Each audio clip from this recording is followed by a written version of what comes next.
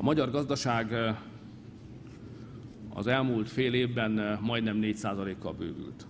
Ez önmagában is egy szép eredmény, különösen válság idején, de ennél fontosabb a tendencia. Az igazán fontos dolog az, ez egy bátorító üzenet, hogy volt értelme annak a munkának, amit az elmúlt években elvégeztünk, mert meghozza az eredményét. Minden rendszer átalakításnak, különösen, hogyha egyszer alakítunk át politikát, társadalmat és gazdaságot, megvan az átállási költsége, és megvan az időigénye. De ha kitartunk, egy idő után meg kell, hogy látszódjon az eredménye is. Most abban a szakaszban vagyunk, én úgy látom, amikor nem átmeneti gazdasági növekedésről, hanem tartós növekedésről beszélhetünk, ami azt mutatja, hogy a magyar gazdaság rátalált a helyes útra.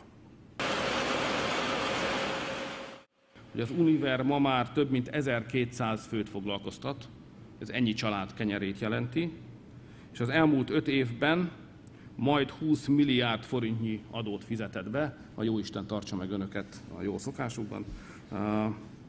Jelenleg közel 3,5 milliárd forintos árbevételt eredményez a vállalat exportja. Tisztelt Hölgyeim és Uraim, ebből kellene több. Az ilyen cégekből kellene több. Ha Magyarországnak lesz 10-12 ezer olyan vállalata, amely képes ilyen típusú exporttevékenységre, és magyar tulajdonban van, akkor mondhatjuk a magyar gazdaságot olyan stabilnak, amely a világgazdaság változásainak ellenére sem dől fel az első szélre.